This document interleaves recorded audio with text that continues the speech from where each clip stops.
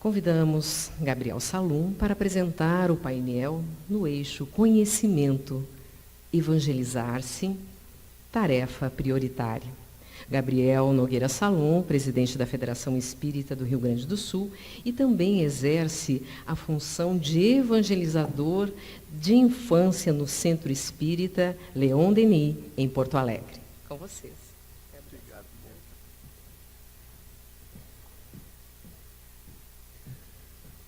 Bom dia novamente, meus amigos. Como é que a gente faz para falar agora, né? Eu não sei vocês, mas eu sou daquele tipo que ou eu choro ou eu falo, né? E as duas coisas juntas é mais difícil.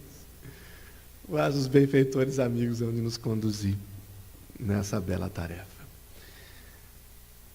O tema que inspira essa primeira abordagem, essa primeira reflexão do nosso encontro de evangelizadores é evangelizar-se, tarefa prioritária. Então é claro que especialmente esse momento destina-se a olharmos para dentro de nós mesmos, a encontrarmos com o evangelizador que somos, que fomos, que temos sido, e pensar no evangelizador que seremos, fruto das nossas decisões, das nossas escolhas, da nossa coragem e do nosso esforço. Em o Evangelho de Mateus, o nosso mestre, modelo e guia da humanidade, conclama-nos: brilhe do mesmo modo a vossa luz diante dos homens, para que, vendo as vossas boas obras, eles glorifiquem o vosso Pai que está nos céus. Nas palavras de Jesus, nada falta, nada sobra. Brilhe a vossa luz. E nisso, o Mestre recorda-nos a condição de evangelizadores, de co-criadores, de responsáveis que somos todos nós, uns pela evangelização dos outros.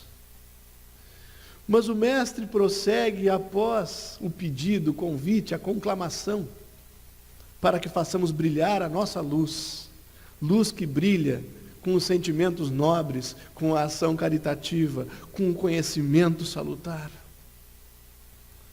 Mas jamais, diz ele, que essa luz deve brilhar para que nós nos glorifiquemos. Não.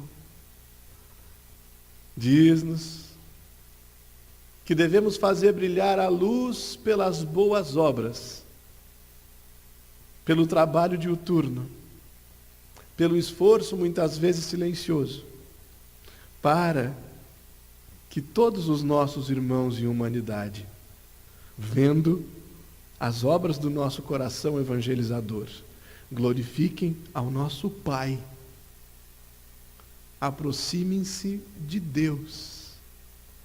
E qual não é a tarefa evangelizadora, senão a recondução da criatura ao regaço amoroso e incomparável do Pai e do Criador?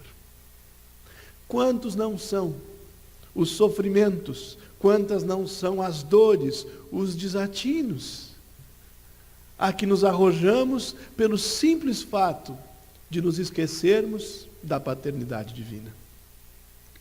E é esta mesma paternidade, infinitamente boa, amorosa, justa, misericordiosa, que nos permite a encarnação e a reencarnação como classes da escola da existência, em que mergulhamos repetidas vezes no corpo físico, como oportunidade abençoada de educação intelectual, de educação moral e de contribuição a ser dada por cada um de nós com a grande obra da criação. Esses somos nós, espíritos imortais reencarnados, com uma missão que não é nada menos do que transformar o seu mundo íntimo para então transformar o orbe em que vivemos. Allan Kardec, o codificador, espírito reencarnado, conhecido por nós nessa etapa da sua trajetória, mostra desde cedo a devoção pela tarefa de educar almas, já compreendendo uma educação que transcende a transmissão de conhecimentos e de informações. E é por isso que destacamos um discurso ainda de Hippolyte Léon Denisard Rivail, antes que essa alma conhecesse a doutrina dos espíritos, em 1828 já dizia ele: a educação é a arte de formar os homens, isso é, a arte de fazer eclodir neles os germes da virtude e abafar os do vício. Quando lhe chega às mãos, ao coração, à consciência, a terceira revelação divina, o Consolador prometido, o conceito torna-se ainda mais profundo e mais abrangente. E vamos encontrar o comentário precioso tecido à questão 685A de O Livro dos Espíritos, a primeira obra da codificação. Há um elemento, diz-nos Kardec, que não se ponderou bastante e sem o qual a ciência econômica não passa de teoria. O que diz lá? Me ajudem, a educação. Que educação? Não a educação intelectual, mas a moral. E nem ainda a educação moral pelos livros, mas a que consiste na arte de formar os caracteres, aquela que cria os hábitos, e aqui ele nos traz a definição por excelência. Porque a educação é o conjunto dos hábitos adquiridos. É o conjunto dos hábitos adquiridos. E estamos nós aqui refletindo em evangelizarmos-nos, tarefas prioritárias. Então é o momento, assim como passamos há pouco um filme, revisitando com Cecília, com Spinelli, com outras tantas almas, 70 anos de evangelização, que possamos revisitar os nossos hábitos. Vamos pensar um pouquinho. Quais são os sentimentos que têm predominado nos nossos corações? O que é que tem animado as nossas falas? E no transcorrer dos nossos dias, quais têm sido as nossas ocupações? São elas qualificadas como trabalhos, segundo a questão 675 de O Livro dos Espíritos, que nos diz que trabalho é toda ocupação útil. E aquela luta constante para edificarmos a virtude no vazio do vício. Como estamos nós, meus amigos? Como temos avaliado, cada um, a nossa existência, o emprego dos nossos talentos? Porque é esse conjunto de hábitos adquiridos, de condutas que realizamos muitas vezes sequer sem pensar. São essas condutas, são esses hábitos, são essas lutas, são aquelas lágrimas que às vezes só o travesseiro e Deus, junto do nosso querido anjo guardião, conhecem. Aquela luta do exemplo. Porque de todas as técnicas que nós somos capazes de produzir, de todas as reflexões pedagógicas que fomos capazes de encetar, só o exemplo nos pode fazer evangelizadores. É por isso que evangelizarmos é tarefa prioritária.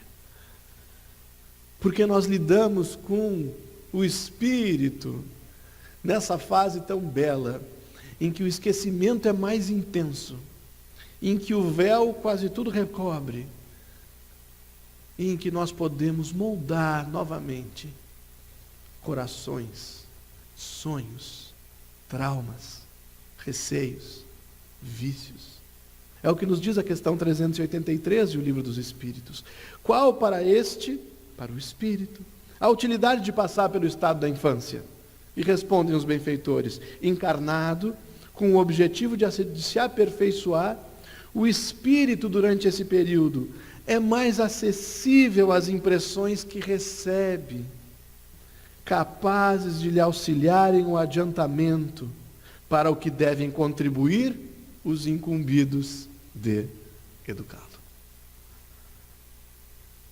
É como se o Criador nos entregasse nos braços um filho seu, em estado de proposital dependência física, psicológica, afetiva, espiritual, para que do nosso coração, do conhecimento adquirido, e aqui falamos do conhecimento adquirido com a doutrina espírita no seu tríplice aspecto, nós pudéssemos salvar.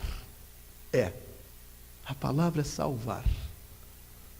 Porque Jesus nos diz: ninguém vem ao Pai senão por mim.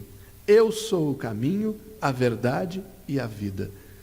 E o nome dele, no idioma original, é Yeshua, que não significa nada menos do que salvação. Não aquela salvação que se faz por elementos exteriores, mas aquela que ensina o indivíduo a integrar-se consigo mesmo, com o próximo, com Deus. E para isso, eles contam com as nossas vidas.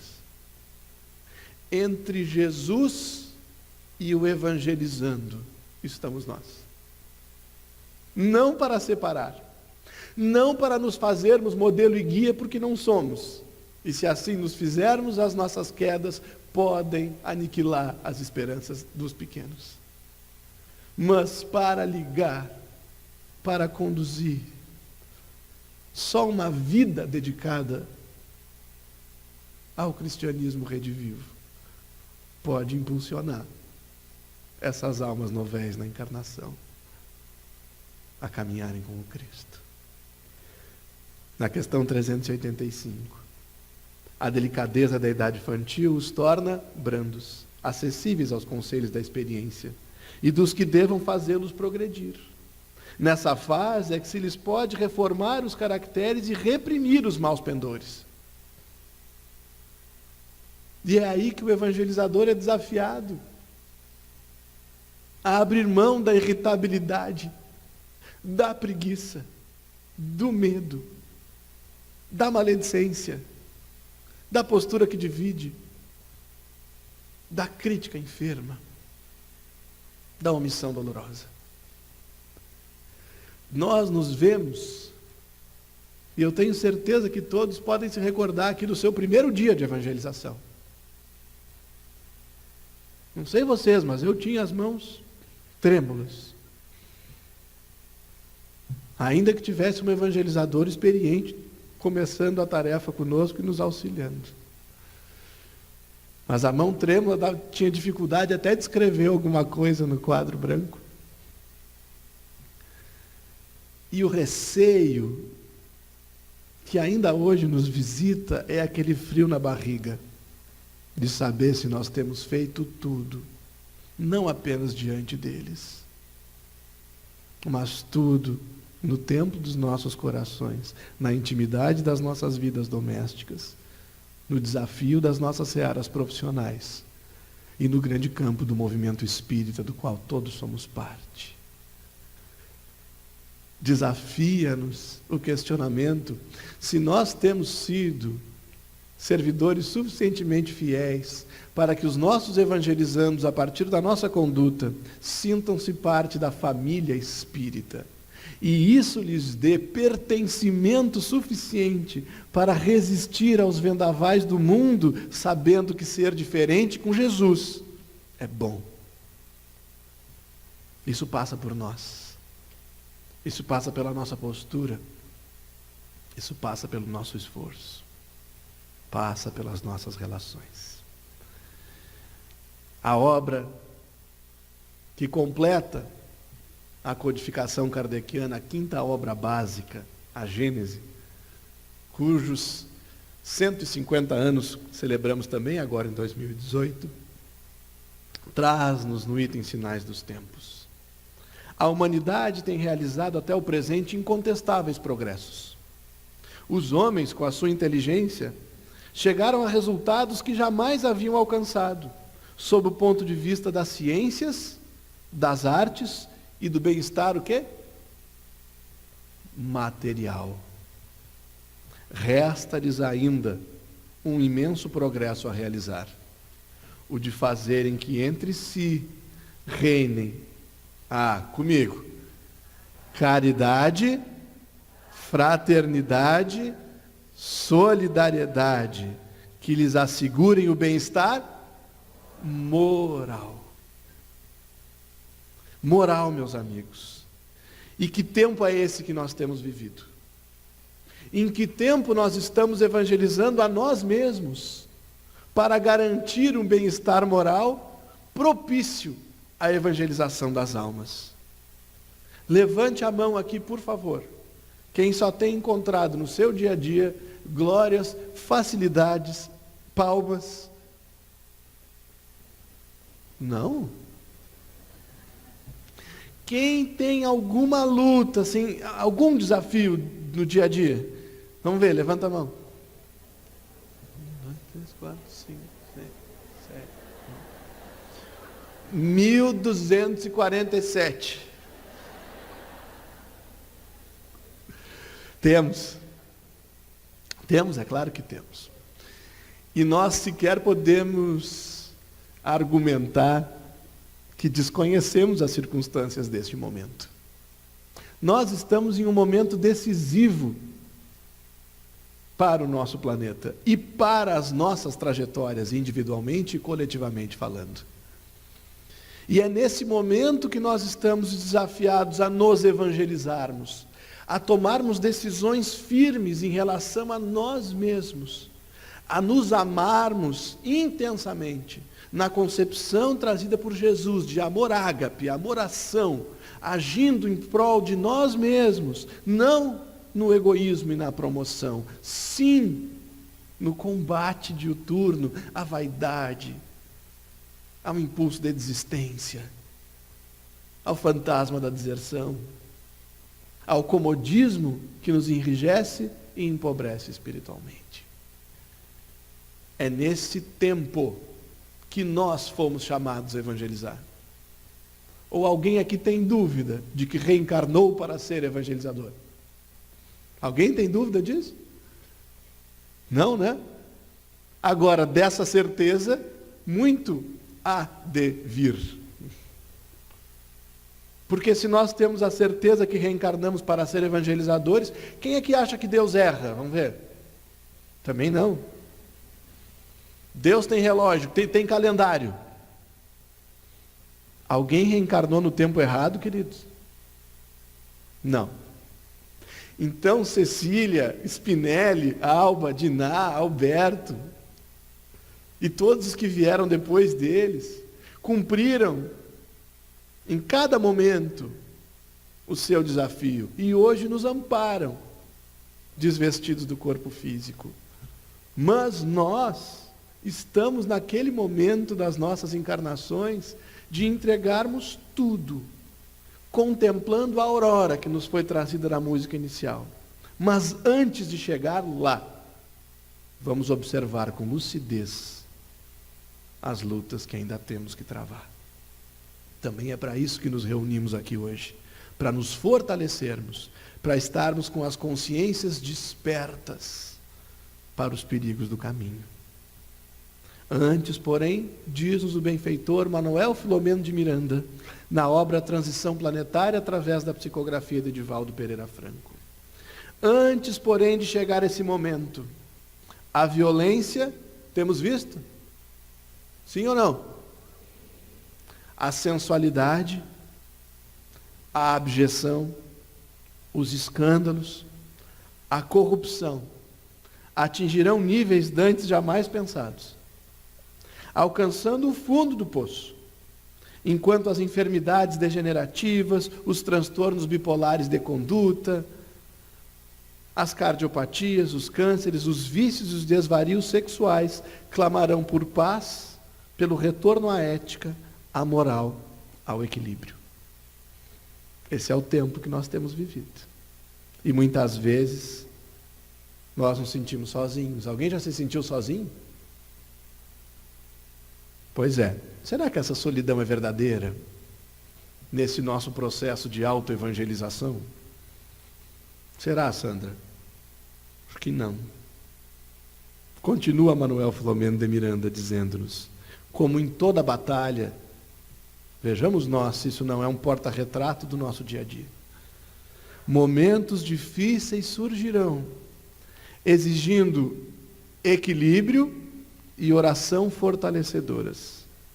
Os lutadores estarão expostos no mundo, incompreendidos, desafiados por serem originais na conduta, por incomodarem os insensatos, que ante a impossibilidade de os igualarem, irão combatê-los e padecendo diversas ocasiões de profunda e aparente solidão. Profunda e aparente solidão.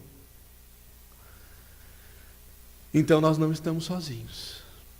Mas é bem verdade que nós precisamos vasculhar, auscultar os nossos corações, olhar detidamente para os refolhos da alma e identificar-nos o que nos afasta ainda de sermos os evangelizadores que queremos ser. Porque é possível, e é possível hoje, que nos transformemos mais e mais. E nós não estamos sozinhos. Olhem para o lado. Tem alguém sentado aí? Do outro lado, tem? E atrás? Já viram quem está atrás? E na frente? É? Agora fecha o olho. Facilita um pouco a gente parar de olhar para fora para poder olhar para dentro.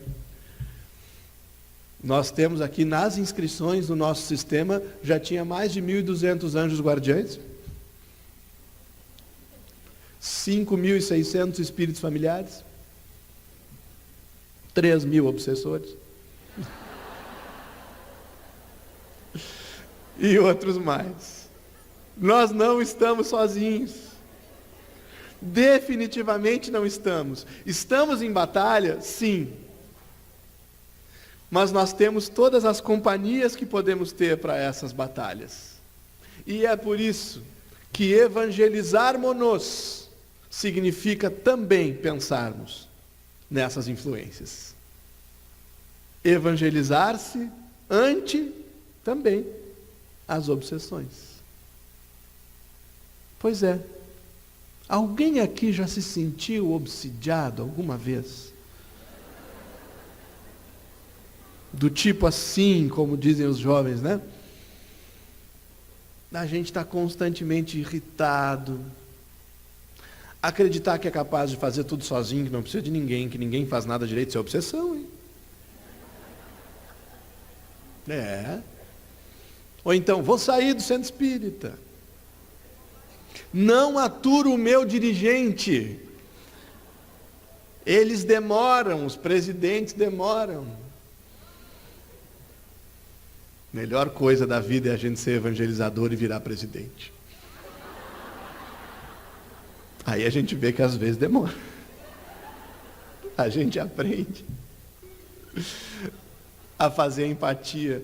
Mas nesses relacionamentos todos, entre nós, entre os diferentes postos de trabalho no movimento espírita, nos nossos lares e onde mais nós orbitamos, nós sofremos influências.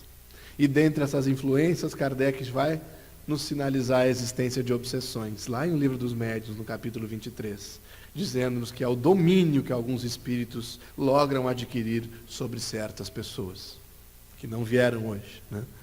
Não é conosco, é sim, sobre certas pessoas. E é por isso que o nosso amigo, irmão Sérgio Lopes, conhecem o Sérgio Lopes? É, né? O Sérgio que também é um dos frutos da evangelização espírita no nosso estado. O Sérgio, lá nesta obra, editada pela nossa querida editora Francisco Spinelli, editora da nossa federativa, Conectando Ciência, Saúde e Espiritualidade, no volume 2, vai nos falar especialmente de um tipo de obsessão, que é a obsessão desses tempos, é a obsessão dos nossos dias e, portanto, um dos grandes desafios nesse processo de autoevangelização. São as fascinações. Quem lembra conosco as obsessões trazidas por Kardec? Ele nos fala da obsessão simples, né? Das fascinações e das subjugações. Mas em especial aqui nós estamos falando das subjugações, das fascinações, porque essas não são assim tão evidentes. E nós somos criaturas... Levanta a mão quem é inteligente aí. A gente é inteligente. Não cantamos "Sirvam nossas façanhas de modelo a toda a terra"? Levanta a mão, gente. Porque a inteligência é uma característica do espírito imortal. Fiquem tranquilos. É isso aí. Por isso que nós estamos aqui em torno de uma fé raciocinada. Humildade não é falsa modéstia. Pois bem, mas essa inteligência muitas vezes será explorada. E é isso que o Sérgio nos traz.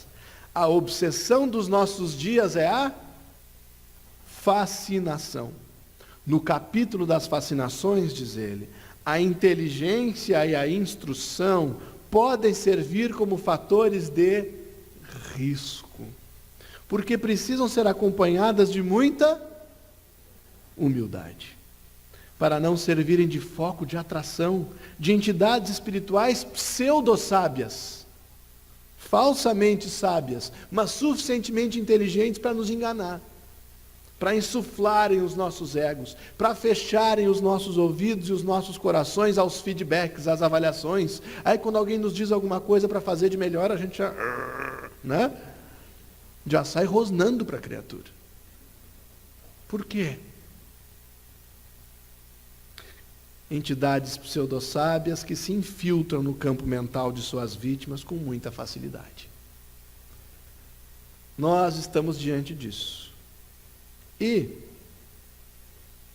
voltando à obra de Manuel Filomeno de Miranda, que nos inspirou especialmente a esse momento, evangelizar-se, tarefa prioritária, nós vamos encontrar no livro As Trilhas da Libertação, também ditado a Divaldo Pereira Franco, um dos gênios da perversidade, da maldade, uma alma distante do Evangelho de Jesus, mas que inteligente tem se destinado a investir na nossa queda, na queda dos trabalhadores espíritas, dentre os quais somos nós os evangelizadores.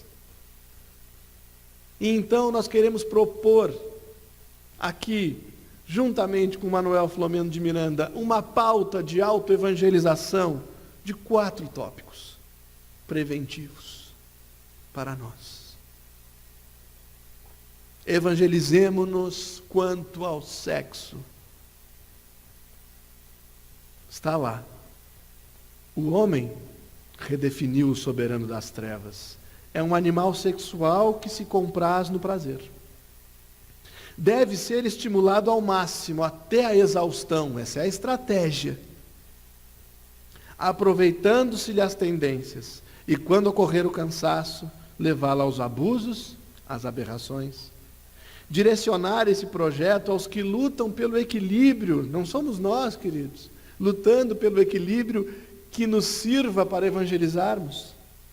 Direcionar esse projeto aos que lutam pelo equilíbrio das forças genésicas, as forças criativas, tão importantes ao nosso trabalho evangelizador. É o empenho dos perturbadores, propondo encontros, reencontros e facilidades com pessoas dependentes dos seus comandos, que se acercarão das futuras vítimas, enleando-as nos seus jogos e envolvimentos enganosos. Muita atenção para nós, meus amigos.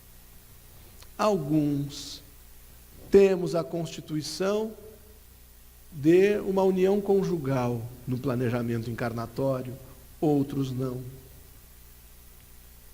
Mas mais do que isso importa a dignidade. O emprego dessas forças sexuais é de tal forma decisivo ao êxito do nosso processo de evangelização, ao êxito do nosso planejamento reencarnatório, que nós temos até medo de falar disso. E os nossos jovens nos propõem uma conjergues sobre sexualidade e espiritualidade, não é?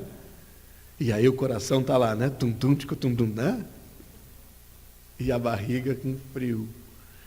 E nós estamos nos dando as mãos, nos unindo por necessidade, por caridade, para fazermos o melhor em prol disso. Pois bem, para inspirar a vivência saudável do sexo e das energias sexuais, cuidemos nós da nossa própria vida, do nosso próprio templo. Abstenhamo-nos das conversas enfermas, dos vocabulários chulos, das imagens doentias, da pornografia normótica. Ela não é normal, é normótica porque é uma normalidade enferma. Tomemos cuidado com as paixões repentinas, aquelas que nos impulsionam a largar tudo. Tomemos cuidado com os relacionamentos que não edificam e com todo o emprego que possamos fazer das energias sexuais, porque são elas que estão sendo investidas agora, nesse momento.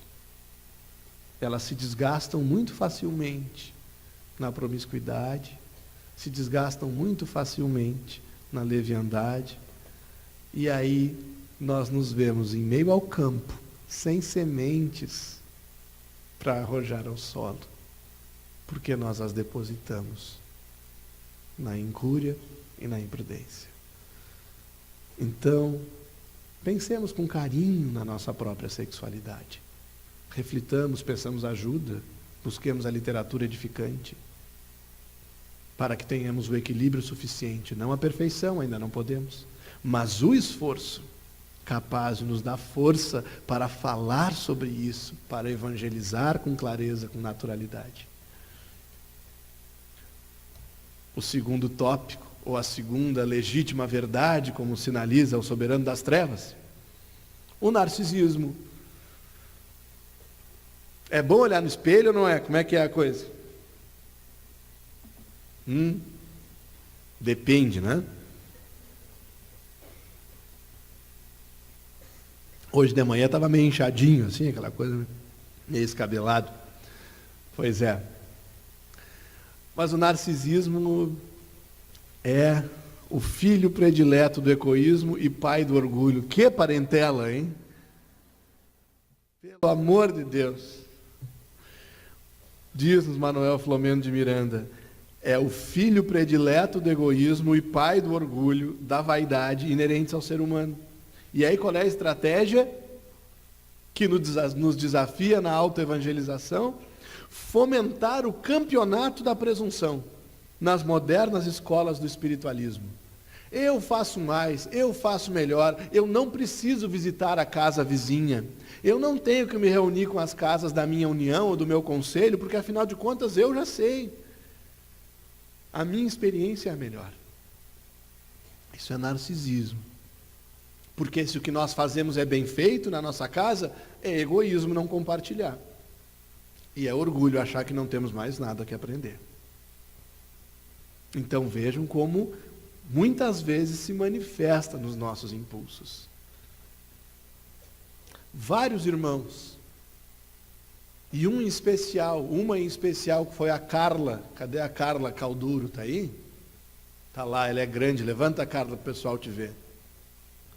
Pode sentar, minha querida, que Deus te abençoe. Sabe por que eu pedi para a Carla levantar? Porque a Carla me deu um abraço hoje de manhã e me disse uma coisa muito bonita. Ela disse, lá no Bezerra de Menezes, que tem talvez a maior ou uma das maiores evangelizações do nosso estado, é uma casa muito grande aqui de Porto Alegre, nós suspendemos a evangelização hoje. E eu sei que foi assim em muitas outras casas, para estarmos aqui. Nem sempre isso é uma realidade. Parabéns, porque quando nós reconhecemos que de tempos em tempos é preciso pararmos, nos reunirmos, aprendermos uns com os outros. Olha, o povo das Araucárias está aqui, os irmãos do Uruguai. E a Sandra, que cruzou o Brasil todo para fazer a Pororoca. Pororoca é o encontro dos Rio Grandes, né? Rio Grande do Sul, Rio Grande do Norte. A gente faz assim. Lá no Conselho Federativo Nacional da FEB, a gente senta do lado, assim, né? Porque é em ordem alfabética, sai cada coisa dali. Coisa boa. Porque é preciso combatermos essa falsa ideia de que nós somos suficientes por nós mesmos. Não somos. Somos, no dizer de Bezerra de Menezes, interdependentes. Não somos independentes e não somos dependentes, mas temos uma aliança com vistas ao êxito espiritual. Então tá lá. Ensejando a fascinação, lembra da fascinação? Começa por aqui. É item de alta relevância para a queda desastrosa de quem deseja a preservação do ideal de crescimento e de libertação. O orgulho entorpece os sentimentos e intoxica o indivíduo, e um coração intoxicado não consegue acolher. Quando o evangelizando nos chega, às vezes em lágrimas, às vezes em conflito violento. Um coração intoxicado não consola. Quando a dor vem naqueles olhinhos. Não. Exige corte, e suas correntes de ambição impõem tributários da sustentação. Nós começamos a nos achar merecedores de homenagens, de cerimônias. Não. Se não cairmos pelo sexo, e não vamos cair, vamos lá, se cairmos vamos levantar. Nem pelo narcisismo, evangelizemo-nos quanto ao poder. É a terceira legítima verdade trazida na obra. O poder tem prevalência à natureza humana, remanesce dos instintos agressivos, dominadores e arbitrários. Se expressa de várias formas, sem disfarce ou escamoteado, explorando aqueles que se lhe submetem e desprezando-os ao mesmo tempo, pela subserviência de que se fazem objeto. E sublinhamos, e aos competidores indomáveis, detestando por projetar-lhe sombra. O poder é alçapão, que não poupa quem quer que lhe caia na trampa. Pois é. Competidores. Será isso um contexto do movimento espírita? Não deveria ser. Não é a minha evangelização é melhor que a tua, mas essa sala tem que ficar para o meu ciclo. Mas e a tua? Não, a tua não precisa de janela. Importante mesmo é os bebês. Mas o que adianta evangelizar os bebês e perder depois os jovens? Então o importante é o jovem. Vamos mais longe do que isso. Nós vivemos contextos sociopolíticos bastante conturbados por uma concepção de poder que é um poder de autoridade, é um poder de mando, um poder de notoriedade, de supremacia. E o nosso poder verdadeiro não é outro senão o poder de servir.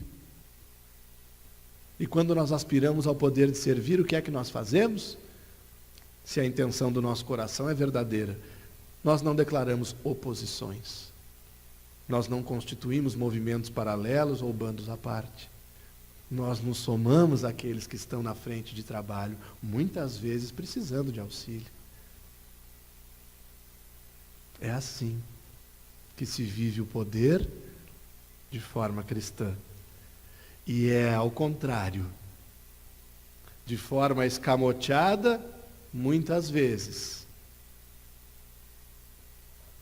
por um ou por outro caminho, que nós atentamos contra o trabalho, sob argumentos de democracia. Não. Cartas abertas devem ser as do coração, porque um evangelizador deve ser uma carta viva do Evangelho de Jesus. Se não cairmos no sexo, no narcisismo, no poder, ainda nos resta o cuidado com ele. Sabe quem? O dinheiro. Ah, o dinheiro. Quem aqui já faliu quando era padre ou freira por usar mal o dinheiro na religião passada? Vocês não lembram, né? Eu lembro.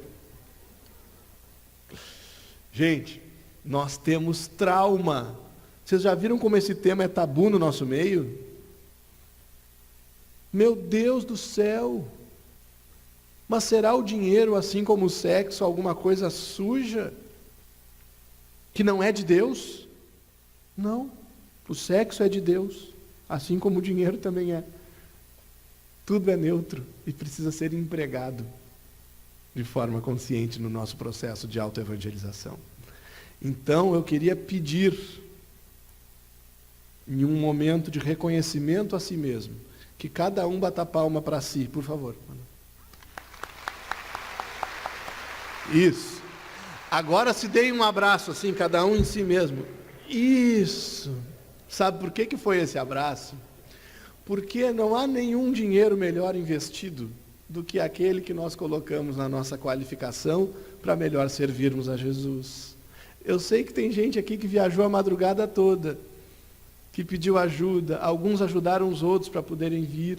Sabe por quê? Porque Deus, que não se equivoca, colocou o dinheiro na medida certa no nosso meio. E assim como nos conclamam os apóstolos em seus atos, os atos dos apóstolos, numa primeira comunidade cristã, nada faltava a ninguém, porque os que mais tinham, colocavam aos pés dos apóstolos e era distribuído a cada um segundo a sua necessidade. Nós não podemos deixar de falar de dinheiro. Jesus fala, Kardec fala, Emmanuel escreveu um livro inteiro com o título Dinheiro. E evangelizar custa caro. Um bom material didático, o deslocamento para um curso, o dia a dia indo e voltando do centro espírita. Então nós precisamos compreender que investir dinheiro na nossa tarefa, aqueles que o temos, e aqueles que não temos, buscarmos e também colocarmos a serviço disso, é fator de prevenção à queda na nossa encarnação. Porque não há nada mais digno do que a tarefa espírita para colocarmos os recursos do coração, os da mente e também os do bolso, sem constrangimento. Então, esses grandes perigos que estão postos aqui são os fatores que nós sugerimos para a nossa reflexão e para a nossa autoevangelização. Vamos, saindo daqui no dia de hoje, ou ainda durante as nossas tarefas, olharmos para nós mesmos e verificarmos como estamos em relação ao sexo, ao narcisismo, ao poder, ao dinheiro.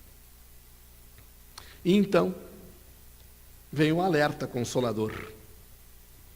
Porque nem só de perigos é feito o caminho.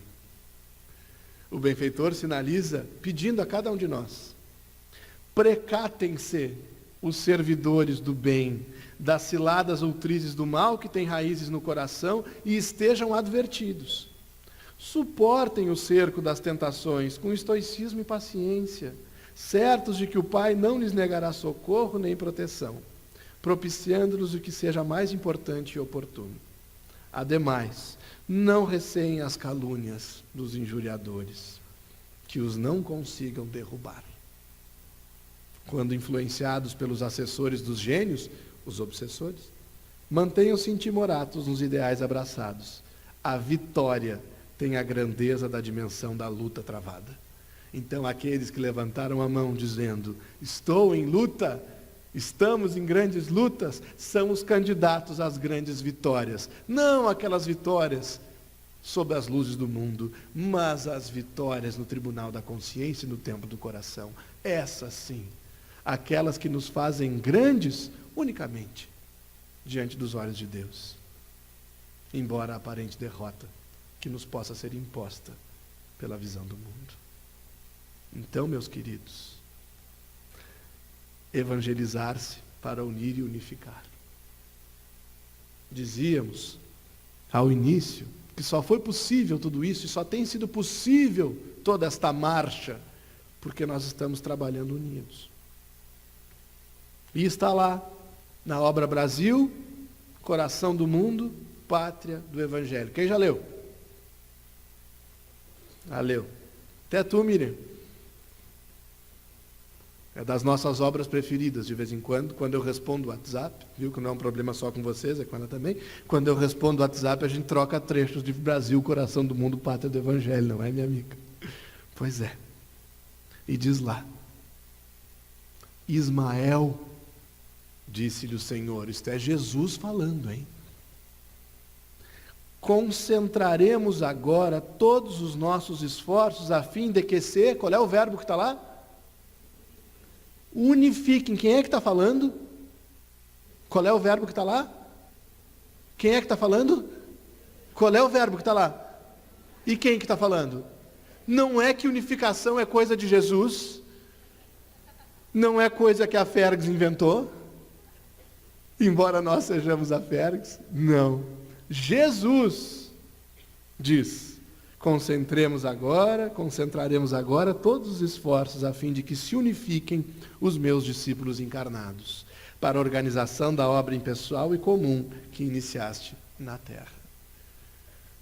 Não há como triunfarmos em mais 70 anos de marcha e outros tantos, contemplando a aurora regenerada da terra, se não nos unirmos e não nos unificarmos. E para isso nós precisamos nos autoevangelizar.